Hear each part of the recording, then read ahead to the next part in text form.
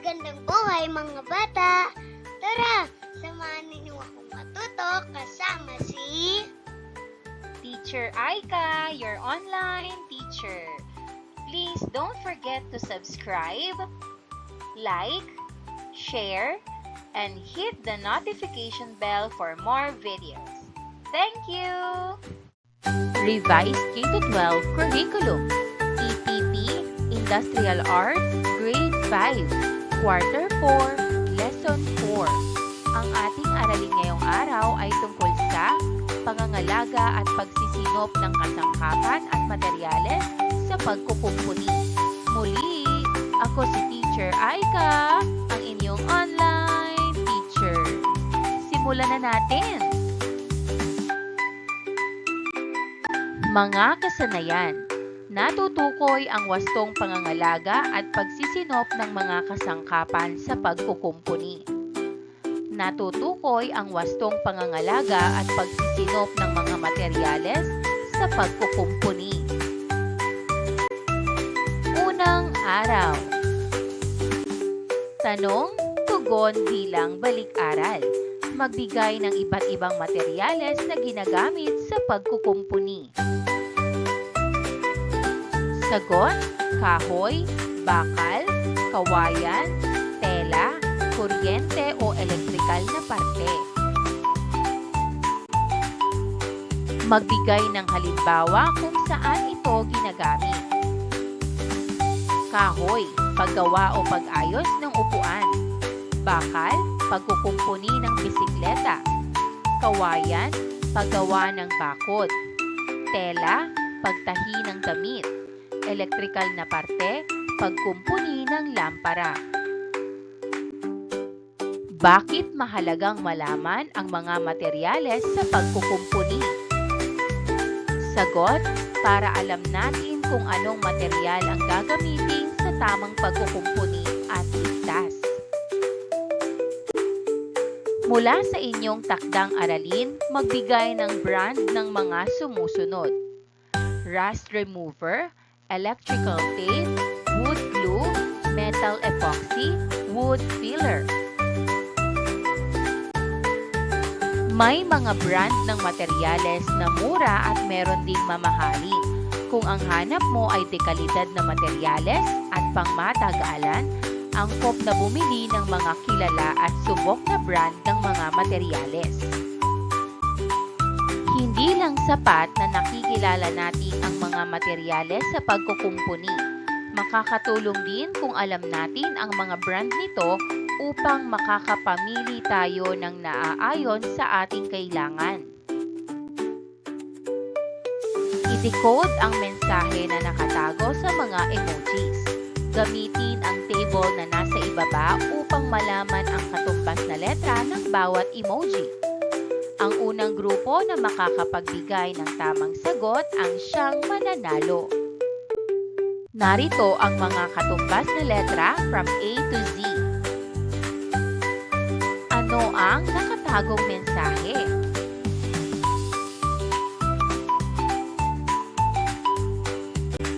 Narito ang tamang sagot. Pangangalaga at pagsisinop ng kasangkapan at materyales.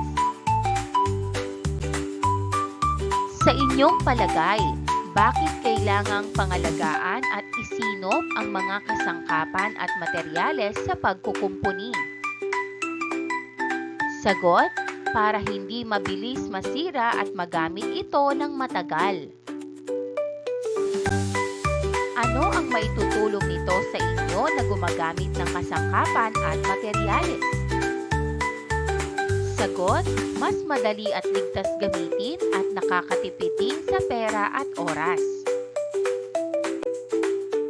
Sa araling ito, kayo ay matututo ng tamang pangangalaga at pagsisinop ng mga kasangkapan at materyales sa pagkukumpuni.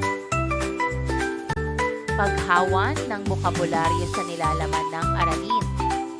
Materyales. Ito ay mga produkto na ginagamit sa paggawa ng nauubos, naluluma at napapalitan. Kasangkapan Ang kasangkapan o kagamitan ay mga bagay na ginagamit upang makatulong sa pagpapadali ng mga gawain. Kaugnay na paksa bilang isa, pangangalaga at pagsisinop ng mga kasangkapan at materyales sa pagkukumpuni. Ikalawa at ikatlong araw. Proseso ng pag-unawa. Tanong-tugon. Ano-ano ang mga kasangkapan at materyales ang nagamit mo na sa paggawa ng iyong proyekto? Sagot: kahoy, pandikit, gunting, tela, marker. Paano mo ginamit ang mga ito? Sagot: ginamit ang kahoy at pandikit sa paggawa ng proyekto, tela, at gunting sa dekorasyon at marker sa paglagay ng pangalan. Nagawa mo bang maisinop ng maayos ang mga ito pagkatapos mong magamit? Sagot: oo, inilagay ko sa tamang lalagyan at nilinis. Sa iyong palagay, ano ang epekto kung hindi mapapangalagaan at masisinop ang mga kasangkapan at materyales sa pagkukumpuni? Sagot: madali itong masisira, mahihirapan tayong gamitin ulit, at malaki ang ating magagastos. Pinatnubayang pagsasanay. A. Wastong pangangalaga at pagsisinop ng mga kasangkapan sa pagkukumpuni. 1. Maglaan ng lugar, kahon o cabinet para sa mga kasangkapan at materyales sa pagkukumpuni. Iayos ang mga ito ayon sa uri at gamit upang mapadali ang pagkuha at pagbalik sa mga ito. Maaari itong ilagay sa toolbox o kahon. Maaari rin itong ilagay sa tool cabinet kung mayroon. 2. Gamitin ang kasangkapan ayon sa angkop at wastong gamit nito. Halimbawa, ang pliers ay ginagamit lamang bilang pangputol o panghawak ng wires. Ito ay hindi pwedeng gamitin bilang pamukpok. Ang martilyo ay ginagamit lamang bilang pamukpok at pangbunot ng pako, pambao ng paet at pangyupi ng metal. Ito ay hindi pwedeng gamitin bilang pamputol. Ang screwdriver ay ginagamit lamang bilang pagdikit at pangluwag ng screw. Ito ay hindi pwedeng gamitin bilang pantusok o pambutas. 3. Lagyan ng lubricant ang mga kasangkapang may gumagalaw na parte katulad ng pliers, gunting, adjustable wrench at iba pa. Sa parteng ito dapat ilagay ang lubricant. Sa parteng ito naman dapat ilagay ang lubricant. Sa parteng ito dapat ilagay ang lubricant. 4. Linisin ang bawat kasangkapan matapos itong gamitin bago ibalik sa tamang lagayan. Punasan at alisin ang mga alikabok. Linisin ang mga mantsa katulad ng langis o grasa. Punasan ng malinis na langis ang mga kasangkapang may talim katulad ng itak at lagari upang hindi kalawangin. 5. Hasain kung kinakailangan ang mga kasangkapang may talim katulad ng itak, paet, gunting, pliers at iba pa upang maayos at epektibo itong magamit. 6. Huwag nang gamitin ang mga kasangkapang may sira upang hindi lumala. Makakabuti kung kukumpunihin muna ito bago muling gamitin. 7. Basahin ang manual ng kagamitan kung hindi sigurado kung paano ito gagamitin ng tama. B. Wastong pangangalaga at pagsisinop ng mga materyales sa pagkukumpuni. 1. Ilagay ang mga materyales sa lugar na hindi naaarawan o nababasa.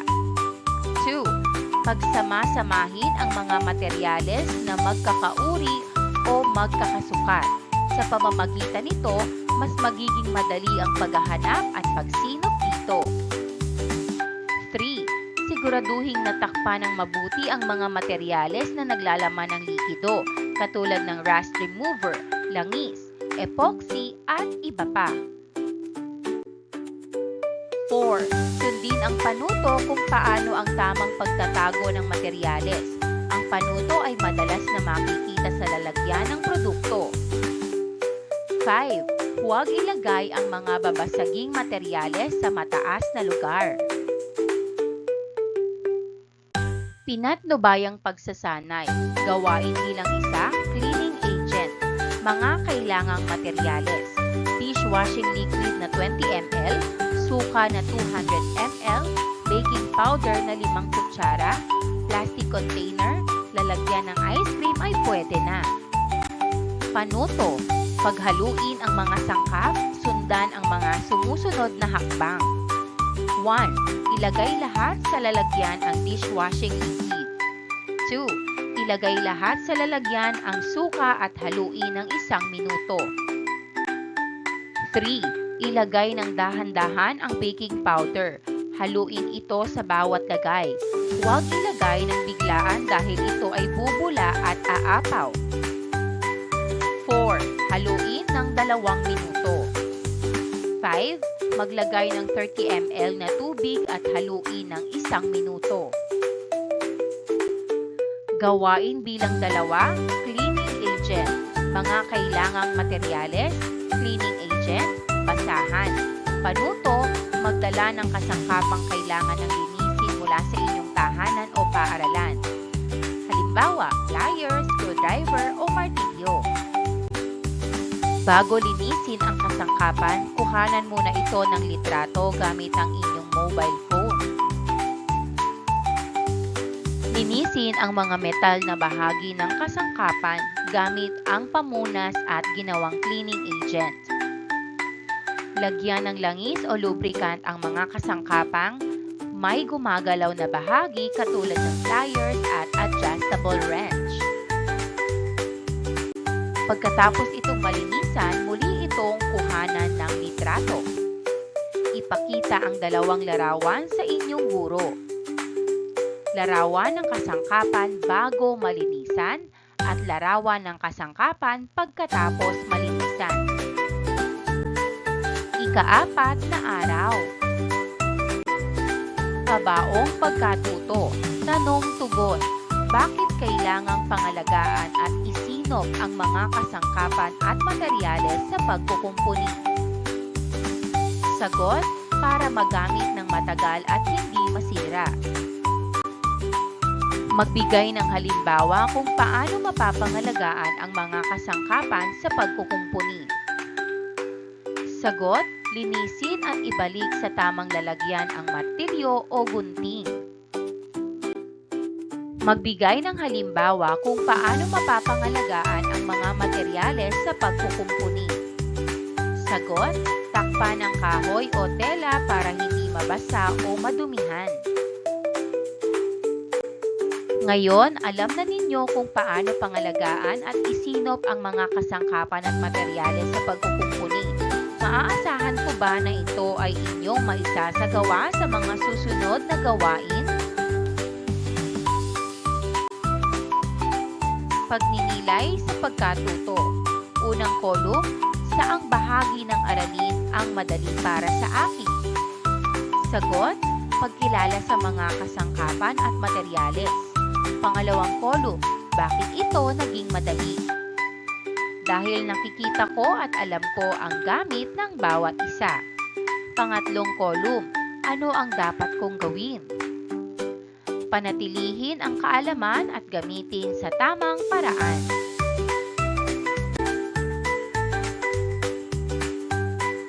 Unang kolum, pagsisinop at pag-aayos ng mga materyales. Pangalawang kolum, dahil marami at kailangan ilagay sa tamang lalagyan. Pangatlong kolum, maglaan ng oras at maging maingat sa pag-aayos.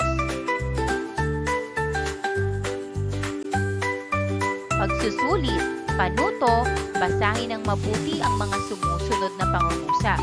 Lagyan ng check kung ang pangungusap ay nagpapakita ng pangangalaga at pagsinop ng mga kasangkapan at materyales. Lagyan naman ng X kung ito ay hindi. 1. Maglaan ng lugar, kahon o cabinet para sa mga kasangkapan at materyales sa pagkukumpuni. Sagot? Check. 2. Iayos ang mga kasangkapan at materyales ayon sa uri at gamit upang mapadali ang pagkuha at pagbalik sa mga ito. Sagot? Check. 3. Ilagay ang mga materyales sa lugar na naaarawan at nababasa. Sagot? X. 4. Ilagay ang mga babasaging materyales sa mataas na lugar. Sagot? X. 5. Gamitin ang kasangkapan ayon sa angkop at wastong gamit nito. Sagot? Check. 6. Gamitin ang pliers bilang pamukpok. Sagot? X. 7. Lagyan ng tubig ang mga kasangkapang may gumagalaw na parte katulad ng pliers, gunting, adjustable wrench, at iba pa. Sagot? X. 8. Huwag nang gamitin ang mga kasangkapang may sira upang hindi lumala.